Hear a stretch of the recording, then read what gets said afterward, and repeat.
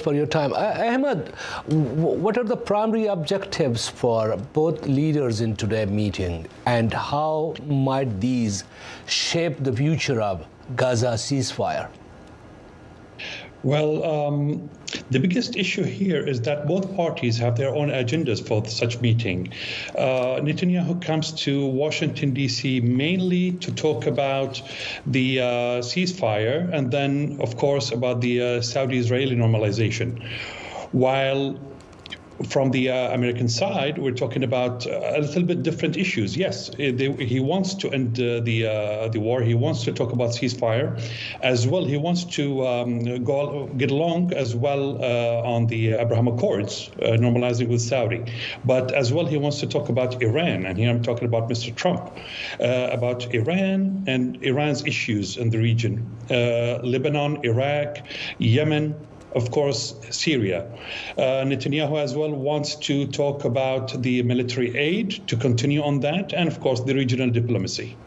All right, let me translate that for my viewers in the region. Hagale Ahmed Khuzaie nama taposu ko che de dwaro mushrano lumdai ahdaf ya zehn ki sadi che de mawzu bane mulaqat ki yosanga da simi ta siyasi naqsha shide badlawle shi de wil che dwaro tarafin che di zan khpal agenda ya maqasid lari yani dwaro ceasefire ya urban gwadi dwaro halat normal kol gwadi kho padi ki bia امریکا چې دا پزانګړی توګه د موضوع کې د ceasefire نه علاوه د ایران موضوع د لبنان د عراق د یمن د سیریا دا او داسې نور موضوعات دی په دې کې بیا غټي خبرې چې دي د اختلاف پاغي باندې با د دې نه تاسو کومه احمد how could the proposed normalization of relations between Israel and Saudi Arabia impact the broader Middle East geopolitical landscape?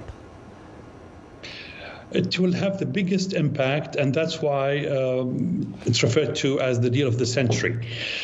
Saudi won't normalize anything. They won't take a step ahead without a final solution to the two-state solution, especially. Without that, nothing will happen. So there we go. That's the biggest impact we're talking about. If a solution to the biggest issue we have in the Middle East will reach an end, it will have an impact on everybody in the Middle East. So the two-state solution, that is my follow-up question. What are the potential consequences of relocating Palestinians from Gaza as suggested by President Trump or regional stability and international relations? As Mr. Trump has put it first, behind his desk in the White House, when he was asked, he said that we'll talk to our partners. But then after the major, I'm going to say, retaliation from the Arab world, he said they're still going to do it. Unfortunately, we know if he says something, he goes for it. So there's a major probability that it will happen. But if it does, the implications of that are going to be even harder and even more dangerous.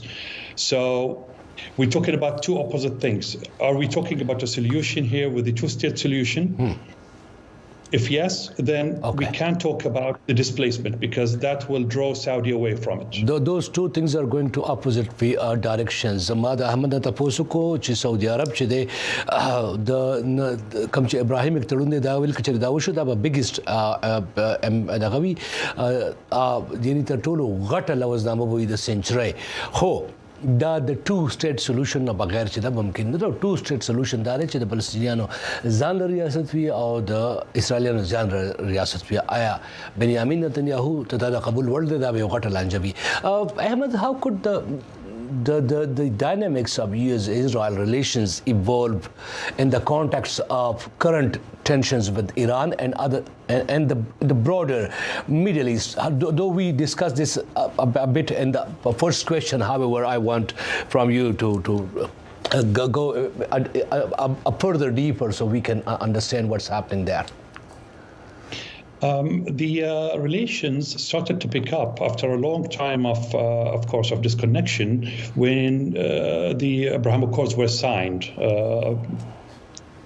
Now, from there, it started to pick up little by little. There were really slow steps, but they were moving. After the war, many people would have the imagination that it had a drawback although when we're talking about the numbers, the bilateral trade didn't change much. So it's kind of stable on paper, but to go forward, it will never go forward for a few things. Israel, for example, did not give other countries a reason to join. My idea was, when we had the discussion, me and you, when we met in person, was why don't Israel, for example, offer the signatories of the Abraham Accords to join an exclusive membership club where those people will be the mediators between Israelis and Palestinians, for example. That will give people or other countries the chance to get in the accords and have a say in what's happening. That didn't happen, and the other countries as well did not push for it. So the Abraham Accords are moving slowly and won't move further. Nobody will sign unless, as I said earlier, a two-state solution has been presented on the table. That could be now, one of the Israel, things. Yeah. On the other hand, back to your question, the main thing, Israel's situations today is not, I'm not going to say they are endangered, yet at the same time, it's not pleasant. They are fighting on many fronts, at least 5. If we're talking about Iran directly, we're talking about Iraq, we're talking about Lebanon, Syria, maybe, and then Yemen.